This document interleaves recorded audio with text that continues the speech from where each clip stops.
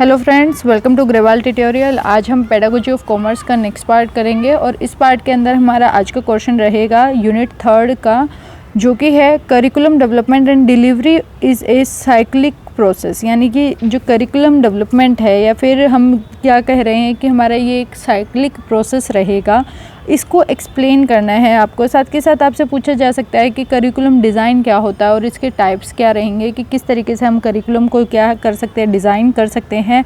Next हमारा question है कि discuss various perspective of curriculum development and curriculum design. यानी कि अलग अलग पर्सपेक्टिव्स बताओ कि करिकुलम डेवलपमेंट क्या है, करिकुलम डिज़ाइन क्या है। साथ के साथ हमसे ये भी पूछा जा सकता है कि discuss about the discipline related centred design. यानी कि जो हमारा डिसिप्लिन सेंटर्ड डिज़ाइन है या फिर लर्नर सेंटर्ड डिज़ाइन है या फिर प्रॉब्लम सेंटर्ड डिज़ाइन है, इनको आपको एक्सप्लेन करना है। यानी कि इन शॉर्ट आपसे या तो डायरेक्टली टाइप्स पूछेंगे या फिर आपसे जो है करिकुलम क्या होता है, डेवलपमेंट हम किस तरीके से करते हैं करिकुलम के और उसके टाइप्स किस प्रकार के रहेंगे डिज़ाइन करने के। आपसे ये क्वेश्चन जब भी पूछा जाएगा तो आपको जो आपका आंसर रहेगा वो यही रहेगा जो अभी मैं आपको एक्सप्लेन करूँगी। याद रहे, सबसे पहले आपको करिकुलम की जो है मीनिंग लिखना है, इंट्रोडक्शन देना है हमारे जो भी टॉपिक होगा। उसके बाद जो है टॉपिक के बाद हम क्या लिखेंगे, हमारी डेफिनेशन लिखेंगे। डेफिनेशन जब भी आप लिखते हैं किसी भी टॉपिक के रिगार्डिंग, तो आप जो है एक पर्टिकुलर डेफिनेशन को लर्न करें। अब जैसे कि करिकुलम है ये हमारा टॉपिक और इसके अंदर हमने स्टार्टिंग में भी क्वेश्चन पढ़ा है यूनिट 3 का। फर्स्ट क्वेश्चन ये हमारा करिकुलम के रिगार्डिंग था, तो उसके अंदर भी हमें डेफिनेशन लिखनी होती है या फिर हमारे आगे जितने भी टॉपिक्स आते हैं करिकुलम से रिलेटेड, तो उनमें भी हमें मीनिंग एंड डेफिनेशन लिखना होता है। तो हमेशा याद रखें जब भी आप पढ़ रहे हैं तो उसमें आप इंट्रोडक्शन की कम से कम 10 पॉइंट्स लिख कर रखें कि ये मैं इंट्रोडक्शन में लिखूँगी, या फिर उसके बाद जो ये मेरी डेफिनेशन रहेगी, ये मीनिंग रहेगा। वो पर्टिकुलर पेज जो है आपको हमेशा लर्न रहना चाहिए। उसके बाद का जो पॉइंट आता है वो हमारे टॉपिक्स होते हैं, और ये जो स्टार्टिंग का पार्ट हम लिखते हैं इसके कम से कम 4 मार्क्स का हमारा जो है ये आंसर होता है। तो इसलिए आप इसको सबसे इंट्रोडक्शन जो होगा वो सबसे बेस्ट होना चाहिए हमारा। आइए अब हम स्टार्ट करते हैं कि हमारे जो करिकुलम है वो उसकी डेवलपमेंट या फिर एक हम साइक्लिक प्रोसेस इन्वॉल्व करते हैं, तो वो किस तरीके से हम इन्वॉल्व करेंगे। तो इसके अंदर फर्स्ट आता है आइडेंटिफाई लर्निंग नीड। सबसे पहले हमें ये पता लगाना होगा कि लर्निंग की ज़रूरत ही क्या है। अब आपको यही नहीं पता कि मेरे को सीखना क्या है या मेरे को पढ़ना क्या है या मेरे को क्या पढ़ाना है, तो आप उसके बाद कुछ भी नहीं कर पाएंगे अगर आपको यही डिसीज़न नहीं पता कि मेरे को लाइफ में करना क्या है। नेक्स्ट आता है असेसिंग द ऑडियंस। अब मैं ऑडियंस देखूंगी कि मेरी ऑडियंस कैसी है, किस तरीके के बच्चे हैं मेरी क्लास के अंदर, कि सारे बच्चे जो है इंटेलिजेंट तो नहीं हो सकते या सारे बच्चे जो है बिल्कुल डल भी नहीं हो सकते। तो आपको क्या है, अपनी जो भी हमारी पॉपुलेशन होगी उसको एनालाइज करना होगा। अंडरस्टैंडिंग कल्चरल डाइवर्सिटी, यानी कि कल्चरल डाइवर्सिटी का हमें यही पता है कि हर जगह पर हर किसी का कल्चर अलग है। इंडिया के अंदर तो स्पेशली जो है हर पॉइंट टू पॉइंट पे अलग अलग कल्चर की चीज़ें फॉलो की जा रही है, रीति रिवाज हमारे फॉलो किए जाते हैं। तो कल्चरल डाइवर्सिटी को भी आपको समझना होगा। अब आप हरियाणा में हैं, आपको अगर यूपी के अंदर पोस्टिंग मिलती है तो आपको सबसे पहले वहाँ के कल्चर के बारे में भी पता होना चाहिए, वहाँ किस तरीके की भाषा बोली जाती है, किस तरीके से लोग बोलते हैं।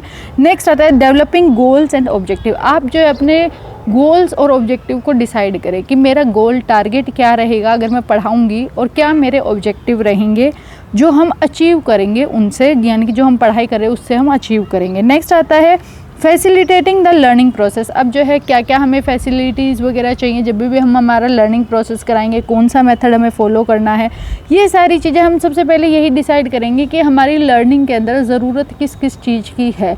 अब ज़रूरत ऐसी है कि जैसे कि हमें जो है बोर्ड पे लिखना ही लिखना पड़ेगा। मान लेते हैं एक ऐसी स्पेलिंग है जिसको बच्चों को आप अगर समझा रहे हैं, जस्ट आप बोल कर बता रहे हैं तो बच्चा समझ ही नहीं रहा, या एक ऐसी डेफिनेशन है बच्चा समझ ही नहीं पा रहा। तो ये आपको पता लगाना होगा जब भी आप करिकुलम को डेवलप कर रहे हैं कि ऐसी क्या चीज़ है जो बच्चे को हमें समझानी है। यानी कि करिकुलम हमारा पूरे साल के लिए होता है, तो आप जब पूरे साल के लिए डिसाइड कर रहे हैं तो उसके लिए क्या क्या चीज़ों की मतलब हमें रिक्वायरमेंट है, आपको ये देखना होगा। नेक्स्ट आता है सिलेक्टिंग मेथड्स एंड एड्स।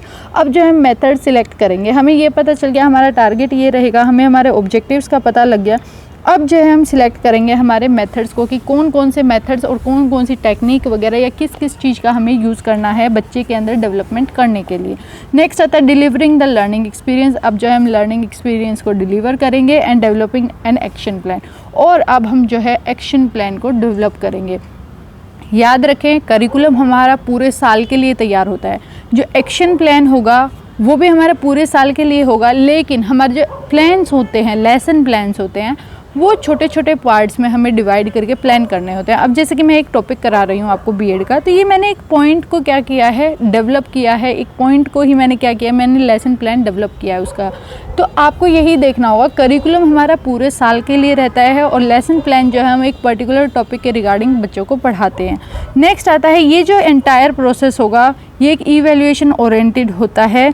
साथ के साथ the cycle start with identifying training outcomes which set the framework of evaluation. यानी कि यहाँ पर आपको जो है आइडेंटिफाई करना होता है कि हमारी ट्रेनिंग के आउटकम्स क्या रहेंगे, हम किस तरीके से इवैल्यूएशन करेंगे। It finds it's way through the phases shown above. जैसे कि हमने जो है फेजेस अभी की हैं, उनके अंदर जो है आपको बताया गया है कि फर्स्ट फेज़ में ये चीज़ आएगी, सेकंड में इस तरीके का चीज़ें आएंगी, थर्ड में इस फेज़ में आएंगे हम। तो यानी कि आप जो है हर चीज़ को एडजस्ट करते हुए चले जाएंगे जैसे जैसे आप आगे अगली फ़ेज़ के अंदर बढ़ेंगे। नेक्स्ट आता है टाइप ऑफ करिकुलम डिज़ाइन। अब करिकुलम डिज़ाइन हम किस तरीके के करेंगे। फर्स्ट आता है डिसिप्लिन सेंटर्ड डिज़ाइन या फिर सब्जेक्ट सेंटर्ड। अब सब्जेक्ट सेंटर का मतलब आप समझ गए होंगे कि हमारा जो डिसिप्लिन, जो हमारा करिकुलम होगा वो हमारे डिसिप्लिन, या हम जिसको सब्जेक्ट सेंटर्ड कह सकते हैं, डिसिप्लिन को ही हम सब्जेक्ट कहते हैं पहली चीज़। और दूसरी चीज़ ये है कि डिसिप्लिन या सब्जेक्ट से रिलेटेड हमारा क्या होगा, करिकुलम होगा। अब हमें जो है यही देखना होता है कि हमारी जो लर्निंग एक्टिविटी होंगी स्कूल के अंदर वो सबसे मेन हमारे सब्जेक्ट मैटर के अकॉर्डिंग रहेंगे, हमारी एकेडमिक डिसिप्लिन के अकॉर्डिंग रहेंगी। यानी कि जब भी हमारा करिकुलम सेट होगा आप उसके अंदर कुछ और नोटिस नहीं करेंगे, आप सिर्फ अपने सब्जेक्ट्स को ही ध्यान में रखेंगे कि मेरे को ये बच्चों को सिखाना है, ये मेरे सब्जेक्ट्स हैं, ये मेरे को एक साल के अंदर इस सिलेबस को कंप्लीट कराना है और इसके ये आउटकम रहेंगे। यानी कि यहाँ पर आप क्या करेंगे, सब्जेक्ट के एरिया को देखेंगे, उसकी ब्रॉडर थीम्स वगैरह देखेंगे कि क्या क्या थीम्स हम यूज़ कर सकते हैं, इंटरडिसिप्लिनरी देखेंगे कंसेप्ट और थीम्स की, को रिलेशन देखेंगे दो या दो से ज़्यादा सब्जेक्ट एरिया के बीच में, या फिर आप क्या करेंगे, एक प्रोसेस को जो है फॉलो करेंगे। In centering activities on subject matter, designer have to avoid the possibilities that activity will not fit with a given learner or a set of learner। जब भी हम एक्टिविटीज़ वगैरह को डिसाइड करेंगे तो हमारा जो डिज़ाइनर होगा वो ये देखेगा कि हमारी कोई ऐसी पॉसिबिलिटी तो नहीं है कि जो मैंने प्लान किया है वो इम्प्लीमेंट हम कर ही ना पाएँ, या फिर वो उस टाइप के लर्नर के लिए नहीं है। यानी कि अगर हम जैसे बच्चे, छोटे बच्चों के लिए अगर हम कुछ चीज़ प्रिपेयर कर रहे हैं, करिकुलम बना रहे हैं, तो हमें ये पता होता है कि बच्चों को जो है रोट लर्निंग कराई जाती है सबसे पहले। आप ऐसे नहीं कर सकते कि बच्चों को बोले रिफ्लेक्टिव थिंकिंग वाली आप लर्निंग करवाएं उनको, यानी कि आप अपना सीखा हुआ ही बताएं खुद से बच्चों को, हम ये नहीं कह सकते। तो हमारा फर्स्ट लेवल ही मेमोरी लेवल होता है, फिर अंडरस्टैंडिंग लेवल आता है, फिर रिफ्लेक्टिव लेवल आता है। तो आपको ये देखना होगा कि हमारा जो सब्जेक्ट हम डिज़ाइन करें, जो एक्टिविटीज़ डिज़ाइन करें, क्या हम उन पर्टिकुलर लर्नर्स के लिए डिज़ाइन कर पा रहे हैं या नहीं। Designers who are developing a curriculum organized around a given subject area will look at the fact, concept and the skills related to or embarrassed by that subject area and the plan activity that will lead student from their prior experience into mastery of the element of the subject area। अब जैसे कि आप जो है जो भी fact लेंगे, जो भी हमारे कंसेप्ट होंगे वो इस तरीके के होने चाहिए, जो हम स्किल्स बच्चे के अंदर डेवलप करेंगे वो इस तरीके के हों कि बच्चे को जो है, जो उसको पहले से नॉलेज आती है उसको और ज़्यादा आगे बढ़ाया जाए, उसमें उसको मास्टरी दिलाई जाए। अब जैसे कि अगर हम स्कूल में देखें, 11th क्लास में आप कॉमर्स पढ़ते हैं, 12th में आप कॉमर्स पढ़ते हैं, 11th में आपको जस्ट बेसिक चीज़ें बताई जाती है कि कॉमर्स के अंदर ये चीज़ें होती हैं, इस तरीके से हमारी जर्नल एंट्रीज होती है, इस तरीके से हम लेजर पोस्टिंग करते हैं। उसके बाद आपको नेक्स्ट क्लास में क्या सिखाया जाता है कि हमारे trading and profit and loss account किस तरीके से बनते हैं, साथ के साथ हमारे क्या बनेंगी, बैलेंस शीट किस तरीके से बनेगी, फाइनेंशियल स्टेटमेंट हमें किस तरीके से प्रिपेयर करनी है। जब आप बीकॉम में होते हैं उन्हीं चीज़ों को और ज़्यादा एलोबरेट किया जाता है। जब आप एमकॉम में होंगे तो उनके अंदर आपको और ज़्यादा एलोबरेशन देखने को मिलेगी, जहाँ आप एक पर्टिकुलर मेथड देख रहे थे किसी चीज़ का, जैसे कि डेप्रिसिएशन का अगर हम बात करें, आप एक पर्टिकुलर टॉपिक सीख रहे थे, एक पर्टिकुलर टॉपिक मतलब कि देख रहे थे, आपको आगे जैसे जैसे आप पढ़ते जाएंगे उसमें आपको मास्टरी लेवल तक पहुंचाने का काम किया जाएगा। तो हमारा करिकुलम सब्जेक्ट के अंदर इस तरीके से सेट होना चाहिए सब्जेक्ट मैटर से रिलेटेड कि बच्चे को वो मास्टरी लेवल तक पहुंचाए। ये हमारा फर्स्ट जो है करिकुलम का मेथड है कि हम डिज़ाइन करेंगे तो किस तरीके से करेंगे। नेक्स्ट हमारा जो मेथड आता है वो लर्नर सेंटर्ड करिकुलम। अब लर्नर सेंटर्ड के अंदर आपको ध्यान देना होगा कि यहाँ पे लर्नर की बात की जा रही है, यानी कि जो पढ़ने वाला इंसान है उसकी बात की जा रही है, यानी कि बच्चे की बात की जा रही है कि हम हमारा करिकुलम इस प्रकार का रखेंगे कि हम बच्चों को ध्यान में रखेंगे कि बच्चे किस तरीके के हैं। आपको ये सबसे बड़ा ध्यान देना होगा। लर्नर सेंटर्ड के अंदर सबसे ज़्यादा जो है लर्नर यानी कि स्टूडेंट्स को ही फर्स्ट पोजीशन पे रखा जाएगा। उनको किस तरीके से पढ़ाना है, किस तरीके से उनका जो है करियर वगैरह बिल्ड होगा, किस तरीके से उनको स्किल्स डेवलप कराने हैं, वो सारा जो भी एक्टिविटी हम डिज़ाइन करेंगे वो सारी लर्नर के अकॉर्डिंग हम डिज़ाइन करेंगे। टीचर्स वगैरह के अकॉर्डिंग कुछ नहीं होगा। लर्नर सेंटर्ड लर्निंग के अंदर क्या होगा, ये चाइल्ड सेंटर्ड लर्निंग अप्रोच होता है एजुकेशन के अंदर, जिसके अंदर फोकस किया जाता है नीड्स ऑफ द स्टूडेंट, यानी कि स्टूडेंट की ज़रूरतें क्या हैं उसके ऊपर फोकस किया जाएगा rather than those other involve in the educational process. यानी कि उनको नहीं देखा जाएगा, जो हमारे टीचर्स है, एडमिनिस्ट्रेशन है, उनको नहीं देखा जाएगा। हम लर्नर सेंटर्ड अप्रोच में लर्नर को देखेंगे कि लर्नर की क्या नीड्स हैं, उनको हम किस तरीके से फुलफ़िल करें, उनके अंदर स्किल्स वगैरह किस तरीके से हम डेवलप कर पाएंगे, यानी कि यहाँ पे लर्नर के ऊपर ज़्यादा फोकस किया जाएगा। नेक्स्ट हमारा जो अप्रोच आता है प्रॉब्लम सेंटर्ड डिज़ाइन, यानी कि इसके अंदर क्या होगा, हम एक तरीके से प्लान करेंगे करिकुलम को prior to arrival of the student के आने से पहले हम क्या करेंगे, करिकुलम को डिज़ाइन करेंगे but willing to adjust to fit needs of the student, यानी कि जैसे जैसे बच्चे की नीड्स आती जाएंगी हम जो है उस करिकुलम को चेंज करते हुए चले जाएंगे। This problem can be interdisciplinary, और ये जो प्रॉब्लम आएगी यानी कि कोई भी दिक्कत आ रही है तो वो इंटरडिसिप्लिनरी की वजह से आ जाएगी, या हमारी लाइफ की सिचुएशन की वजह से आएगी, या हम किस तरीके से डिज़ाइन वगैरह बना रहे हैं, हमारी सोशल प्रॉब्लम क्या है, हमारी सोशल रिकन्स्ट्रक्शन किस तरीके का है। जैसे जैसे कुछ चेंजेस आएंगे हम अब उस प्रॉब्लम के अकॉर्डिंग हम क्या करेंगे, हमारे करिकुलम में भी चेंज करते हुए चले जाएंगे।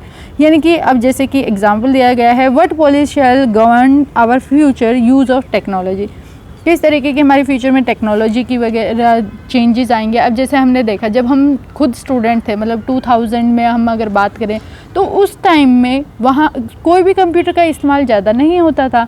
जैसे जैसे हम 2003 की बात करें, 4 की बात करें, कंप्यूटर्स का यूज़ जो है स्कूल्स में स्टार्ट किया गया। अब 2010 की बात करें तो वहाँ पे प्रोजेक्टर मेथड्स का भी इस्तेमाल किया जाने लगा। अब 2022 की अगर हम बात करें तो बच्चों को जो है अगर बच्चा नहीं पढ़ पा रहा तो वो ऑनलाइन भी पढ़ पा रहा है। यानी कि आप क्या कर रहे हैं, चेंजेस करते जा रहे हैं हमारी पॉलिसीज़ में, हमारा करिकुलम भी उसी के अकॉर्डिंग एडजस्ट करता रहेगा। At a global level what shall be our goal, global level पे हमारा गोल क्या रहेगा और उसको किस तरीके से हम पहुंच पाएंगे वहां तक। What shall we identify as a good life, अच्छी लाइफ कैसी होती है, हम उसके लिए क्या कर सकते हैं। यानी कि ये हमारी चीज़ें हैं और इसके अकॉर्डिंग ये हमारी प्रॉब्लम्स हैं और इसके अकॉर्डिंग हमारा जो करिकुलम है वो डेवलप होता हुआ चेंजेस हम उसके अंदर करते चले जाएंगे। नेक्स्ट आता है ह्यूमनिस्टिक करिकुलम। ह्यूमनिस्टिक करिकुलम जो होता है ये फुल्ली फंक्शनिंग जो है स्टूडेंट्स के ऊपर इसका पूरा रहेगा कि डेवलपमेंट जो है बच्चे की हो।